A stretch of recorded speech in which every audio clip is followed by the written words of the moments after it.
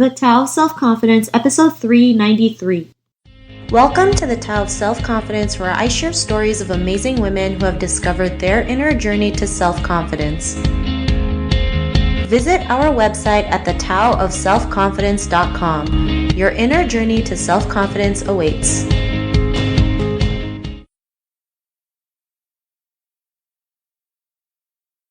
Well, hello friend. Welcome to the Tao of Self-Confidence, where I share stories of amazing women who have discovered their inner journey to self-confidence. I'm your host today, Sheena Yap Chan, and today I have a phenomenal lady on the show today. She is an actress, and I'm just really excited to have her on today to share her story and tips on self-confidence. So without further ado, I'm going to introduce you to Suzy Nakamura. Suzy, how are you today? Maybe you can fill in a little bit more about yourself to our listeners. Hi, Sheena. Thanks for having me. Yes, I'm originally from Chicago. I'm a third generation Japanese American, and I've been doing theater and movies and television for 30 years. Wow, well, thanks for sharing that. It doesn't. When you said 30 years, I kind of like blanked out for a bit because you look so young. So. Well, I started as a kid. Oh, okay. I'm just as shocked as you are when I did the math. Thanks for sharing that. And Suzy, what's your favorite self-confidence quote? You know what? I've misquoted Maya Angelou. She has a quote. I think it's "You alone are enough." But I like to say, either as a mantra to myself or to encourage someone else that you are enough, or who you are is enough, or what you have is enough. I just like that idea. Thanks for sharing that. And it's a great reminder to let us know that we are more than enough to go out there and do the things that we want to do, or be the person that we are. I know sometimes we feel like we need someone to validate us or ask permission for other people to do the things that we want, but really it's just up to us, and to know that we are more than enough to go out there and do the things that we want, go after our dreams and live our best lives and be the best version of ourselves. So I really love that. And if there's any hesitation, it's usually because we feel that there's something lacking and that we're missing something, or we're not quite there yet. But I believe every step we take is we have to know that who we are at that moment, at least, is enough to go on or pursue something or to initiate something. Yeah, I totally agree with you. So thanks for sharing that. And in your own words, how would you define self-confidence?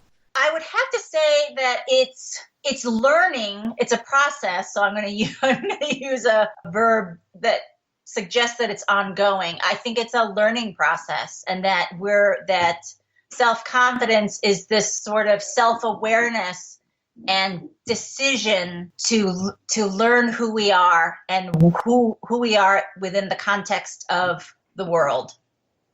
Thanks for sharing that. And, that's a great definition that you mentioned. And Suzy, what was your life like before your discovery of self-confidence? Well, I don't see myself as someone who has crossed the line, so to speak, from struggling with self-confidence to living a life full of self-esteem. I do believe it's ongoing, but I do remember, in my teens and even 20s, just sort of that doubt, which I feel is normal because you don't have any life experience to inform yourself, so all you do is doubt yourself. But I believe that's a healthy process. I believe it's healthy to doubt yourself, because if you don't, then you're a narcissist, basically. And so I think once I discovered, and honestly, I think the big shift for me was when my parents died, because they're always that support system and that cheerleader for you. And so when they're gone, the only person left to do that for yourself is yourself. That was probably a watershed moment for me. Through tragedy, I decided to be my own cheerleader. Thanks for sharing that, Suzy. And I like how you mentioned, you were being your own cheerleader, because sometimes there's going to be moments where we're just by ourselves and we're going to have to face things by ourselves, and learning to be our own cheerleader, our own support system can really help us along the way. It can be something as simple as like laughing at our own jokes, it makes a huge difference. I always laugh at my own jokes and my friends will always look at me funny, like, why are you the only one who laughs at your own jokes? I'm like, if I don't start it, then no one's going to follow me, right? I mean, if I can't laugh at myself, like, then, I'm just going to take life seriously, right? Like, sometimes we just have to learn to take things lightly. Because of you, becoming your own cheerleader, what's your life been like now? I used to think that you go through life and just sort of collect information and you gain wisdom by collecting all this knowledge and experience. But I realize now that it's not just collecting things about yourself. It's also letting go of what you think is certain. It's this balance of gaining information and letting go of certainties that I love. Thanks for sharing that. And I love how you mentioned letting go of what you think is certain, especially, growing up as an Asian woman. We're like programmed to like just have this certainty, like we're going to live a certain life, go through certain things and, be a certain person. And when we go outside of that, it's like, who are you? Have you gone crazy? Are people are going to laugh at you? People are going to think you're nuts. But, that's just, we just come to realize like that's just one person's perception of how to live your life, not your perception. You can go ahead and, live the life that you want, right? Whether it's to travel the world, be an actress, be anything, right? Like sky's the limit. And I like that you mentioned that, like, when you just let go of that certain expectations, it's just, life just feels a lot better. So thanks for That's it. It's all expectations. It's basically managing your own expectations.